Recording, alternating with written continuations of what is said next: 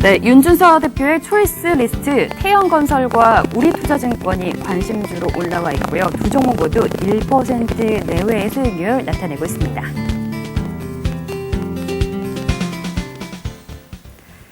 네, 앞서 살펴본 윤준서 대표의 종목들 한 종목씩 대응 전략 다시 체크해 보겠습니다.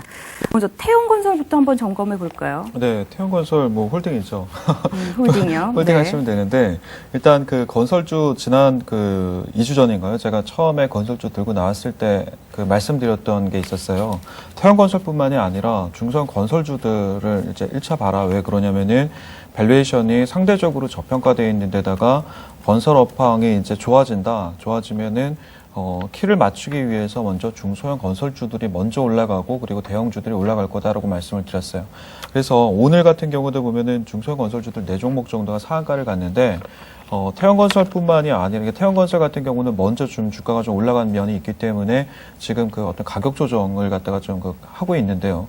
근데 밸류에이션 측면에서 PBR이 0.5배 수준이기 때문에 분명히 얘 같은 경우도 다른 종목과 따라가서 이제 올라갈 겁니다. 그리고 자회사 실적들이 좋기 때문에 그 부분도 이제 반영이 될 겁니다. 그런데 최근의 모습을 보면은 중대형 쪽에서는 대우건설, 그 다음에 그 아래쪽에 이제 중소형 건설사들이 이제 그 상당히 좀 많은 모멘텀으로 올라가는데 어느 정도로 지금 밸류에이션이 싸냐면 그 순자산 가치라 그러죠. PBR 기준으로 예를 들어 태형건설이 0.5배 정도 되고요. 그다음에 현대건설이나 그 외에 뭐 삼성 엔지니어링 같은 경우는 1배가 넘기 때문에 지금 모멘텀이 좀 약합니다. 약한데 중소형주들 중에서 오늘 이제 상한가 갔던 그 종목들 같은 경우 보면은 PBR이 무려 0.02배 수준이거든요.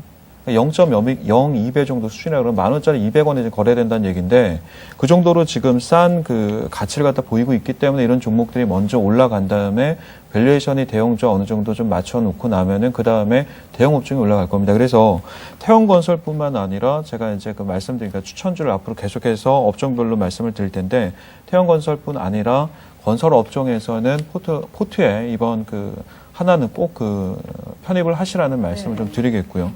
네, 그리고 그리고 또 증권주 중에 한 종목. 증권이죠. 예.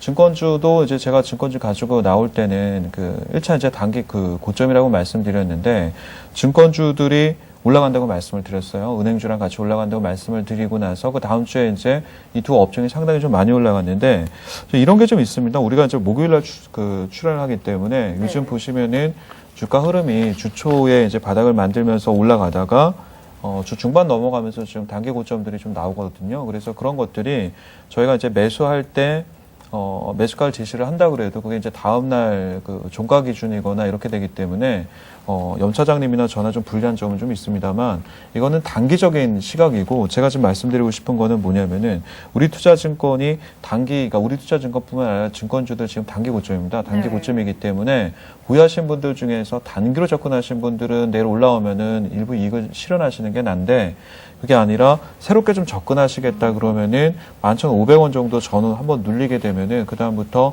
상당히 좀 크게 움직일 겁니다. 이게 그 우리가 이제 그 건설이 움직인다는 얘기는 건설 쪽에 그 자금이 좀 풀린다는 얘기인데 그쪽에 풀리게 되면은 금융주가 올라갈 수밖에 없거든요. 그렇기 때문에 은행주 그리고 지금 말씀드렸던 증권주는 상반기에는 무조건 포트에 한 종목씩은 편입을 해 두시라는 말씀을 또 드립니다. 네. 증권주도 요즘에 뭐 건설주와 더불어서 굉장히 시장에서 관심을 좀 받고 있는 것 같습니다. 이제 오늘 또 새롭게 가지고 나오신 종목들 확인해 볼 텐데 염승환 차장께서 SK를 들고 나오셨고 그 경쟁사고 또 허씨 말씀을 해주셔서 많은 분들이 눈치를 좀 채셨을 것 같아요. 네. 제가 먼저 말씀을 해야 되나요? 네, 눈치는 채셨지만 말씀을 해주셔야 될 것 같죠. 가져온 종목이요. 그 GS입니다. 네, GS인데 GS 다 아시죠? 다 아시기 때문에 뭐 크게 말씀드릴 건 없어요. 왜냐하면은 이 기업 같은 경우는 이제 가지고 있는 그 기업들의 어떤 그 자회사들 이익이 상당히 괜찮고 그다음에 앞으로도 이제 좋아질 기업입니다. 그래서 그 부분에 대해서는 뭐 우려할 거는 없고 밸류에이션 같은 경우도 상당히 괜찮거든요. 그래서 저희가 이제 이 기업을 갖다 볼 때는 아무래도 이제 정유주, 그러니까 유가랑 좀 많이 같이 움직이기 때문에 그 부분을 좀 보는데 왜 하필 그 이란 이야기도 좀 나오고 했는데 정유주를 이야기를 하느냐 이런 말씀 궁금하시잖아요. 근데 예를 들어서 이란 제재를 미국이 이제 그 요청을 했는데 이란 쪽에서 이제 수입하는 그 선을 갖다 보면 SK 이노베이션 같은 경우는 15%가 넘기 때문에 조금 그 타격이 있을 수가 있는데 GS 같은 경우 그 부분이 조금 그 좀 덜 우려스러운 부분이 좀 있고요. 이게 지금 첫 번째고 두 번째는 경기가 이제 활성화되면은 유가 상승 올라가면은 그 부분에 따른 어떤 그 마진 이익을 좀 기대할 수가 있습니다. 그리고 또 하나가 이제 자회사들인데 칼텍스나 또는 이제 GS 홈쇼핑, 그다음에 뭐 GS 글로벌 이런 기업들, 제가 지금 말씀드리는 기업들은 다 그 적어두시면 좋습니다. 앞으로 계속 올라갈 기업인데, 자 이런 기업들의 어떤 그 자회사들을 가지고 있는데 자회사들의 어떤 실적 부분들도 상당히 좋고, 이 실적 부분들이 아무래도 이제 지주회사이기 때문에 이 평가 이익이 이제 연결재무제표로 해서 같이 나오거든요. 그런데 지금 그 밸류에이션을 제가 좀 봤더니 밸류에이션이 상당히 좀 저평가되어 있습니다. 지금 이익 마진도 마찬가지고요. 그다음에 PBR 기준으로 지금 현재 0.8배 정도 수준이기 때문에 한 그 1배를 기준으로 하면은 20% 정도 저평가되어 있는 그런 모습이고, 또 하나는 경쟁 회사들 그과 이제 제가 좀 비교를 좀 해봤는데요. 경쟁 회사라 그러면 이제 S-Oil, 이원 그리고 이제 SK 이노베이션 이런 기업들이 있습니다. 이런 기업들이 있는데 시가총액이랑 비교했을 때 PER 수준이 6배 정도로 이원을 제외하고 다른 기업의 절반 정도밖에 되지 않습니다. 이런 부분들, 그다음에 PBR 기준으로도 역시 마찬가지고요. 매출액 증가율이 거의 20% 이상으로 거의 비슷한 그런 흐름인데도 불구하고 이런 모습이기 때문에 이런 부분들에 대해서는 제가 봤을 때는 좀 저평가된 게 아닌가, 이런 말씀을 좀 드리겠고요. 그래서 이 그 GS 같은 경우는 매수가를 원래 이제 매수가를 먼저 말씀드렸어야 되는데, 네, 5만 지금 한 7,600원까지 올라왔어요. 그래가지고 단기간에 상승이 조금 올라왔는데 지금 보시는 차트가 좀 이상할 수 있는데 이게 좀 월봉 차트입니다. 일봉으로 제가 보여드리면은 일봉에서 단기 상승이 나왔거든요. 월요일날 추천드렸으면 좋았을 텐데 제가 그 목요일날 그 출연하는 관계로 이건 어쩔 수가 없는데. 여기서 이제 그 바로 돌파를 하게 되면은 일단 그 분할 매수 시작을 좀 하시고, 만약에 좀 눌리게 된다 그러면은 55,000원 전후해가지고 분할 매수를 좀 하시라는 말씀을 좀 드립니다. 그리고 손절가는 5만원 그 잡아드리는데 거의 이렇게 내려올 가능성은 없고, 사실 손절가의 의미가 없는 게 5만원 내려오거나 5만원을 이탈하면은 적극 매수입니다. 적극 매수인데 일단 그 정도 잡아드리고, 목표가는 제가 그 1차 목표가, 그러니까 짧게 보시는 분들을 위한다 그러면 한 6만 원 정도 제가 잡으시겠는데, 뭐 5만 5천 원에 사가지고 6만 원 해봐야 그 수익 10%밖에 안 되잖아요. 이 정도는 우리가 매수할 의미가 없다라고 보고, 제가 1차 목표가를 10만 원 정도 잡고 말씀을 드립니다. 네. 네, 그런데 지금 목표가를 10만 원으로 잡아주셨어요. 이게 네, 거의 10만 원 작년 잡았죠. 최고점 수준이거든요. 네. 지금 현재 57,600원이니까 2010년 10월경 비슷한데 10만 원까지 가기 한 6개월 네. 정도가 걸렸잖아요. 네. 그렇다면 좀 목표 주가 과도하게 높게 잡으신 거 아닌가요? 아니요, 들어요. 그렇지 않습니다. 왜 그러냐면은 그 PR 기준으로 지금 이 기업이 6배 정도 수준이거든요. 네. 6배 정도 수준이라 그러면 우리가 적정한 금리 수준에서 봤을 때의 기본적인 그 평균, 이 기업뿐만 아니라 그 GS가 포함된 이 업종의 평균 퍼가 지금 13배예요. 13배에서 지금 절반 이하로 저평가되어 있기 때문에 지금 가격이 5만 원대라 그러면은 퍼 12배 정도까지 올라간다고 했을 때는 네. 당연히 한 100%는 올라갈 거라고 좀 보는 거고요. 네, 그렇다면 그때는 6개월 정도 걸렸는데 네. 얼마나 걸릴까요? 그거는 뭘 보셔야 되냐면, 예전에 이제 질문을 저한테 많이 하셨을 때 목표가를 이렇게 높게 잡았을 때는 어느 정도 보유해야지 네, 궁금하죠. 궁금하잖아요. 네. 제가 신이 아니니까 그거는 모르겠는데, 이 힌트를 하나 드리면은, 목표가까지 이제 주가가 올라가는 속도를 갖다가 우리가 계산을 할 수가 있는데, 이 계산을 어떻게 하냐면은 매출입니다.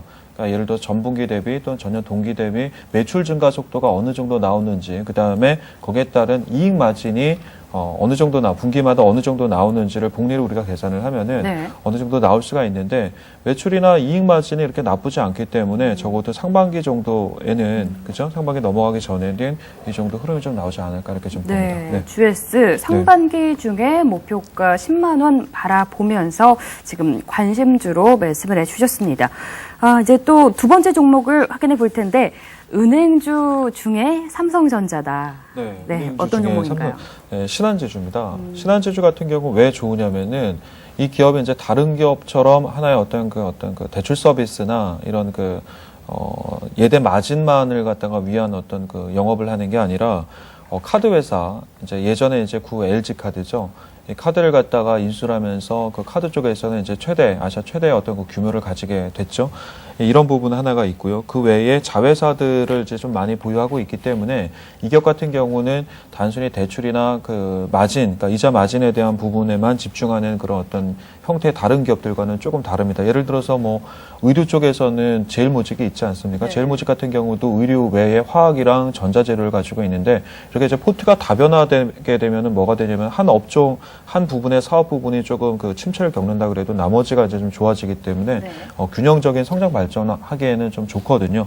그런 부분에서 신한지주가 다른 그 은행주들에 비해서 좀 그 탄탄한 그런 그 영업력과 그다음에 성장성을 좀 가지고 있다라고 좀 보는 거고, 그다음에 은행주 제가 하나를 왜 이번에 갖고 왔냐면은 이번에 안 갖고 오면은 또 주가 올라가서 미뤄질 것 같아서 가져왔는데, 우리가 이제 보통 트로이카라고 하니까 경기가 바닥권에서 올라갈 때 유동성과 함께 실적 장세가 이제 같이 돌아오게 되면 제일 먼저 이제 움직이는 것들이 건설, 그다음에 건설과 함께 그다음에 그 은행이 움직이고, 그다음에 대상승으로 이제 가게 되면은 증권도 이제 같이 움직이죠. 이제 이걸 이제 우리가 트로이카라 그러는데, 이쪽 업종들이 올라가기 때문에 은행주를 하나 좀 갖고 왔다라는 점도 있고, 또 하나는 분명히 이제 작년 3분기까지만 본다 그러면 4, 4분기 이제 은행 그 이익 마진이 좀 낮아지긴 했습니다만 3분기까지만 보면은 2007년도에 나왔던 그 2분기입니다. 그때 이후로 최대 이익 폭의 어떤 그 마진이 나왔음에도 불구하고 유럽 문제, 그리고 이제 우리가 이제 그 자기 자본 비율을 맞춰야 된다라는 부분들, 그러니까 몸을 사리는 부분들이 좀 있었는데, 이런 것 때문에 이런 이유로 이제 주가가 못 올라갔습니다. 증권주도 마찬가지고, 그렇기 때문에 그 이익 반영이 유럽 리스크가 이제 해소가 되면은, 물론 지금부터 이미 이제 선반영이 되고 있습니다만, 이런 부분이 해소가 되면 그동안 움직이지 못했던 부분까지 올라갈 거다라고 좀 봅니다. 그렇게 봤을 때는 우리가 이제 은행주 하나도 당연히 이제 포트 안에 한 종목은 집어넣어야 되겠다, 이렇게 좀 봅니다. 그래서 매수가는요, 4만 원 정도 이제 잡으셔서 매수를 좀 하시면 될 것 같고, 누릴 때마다 모으시면 됩니다.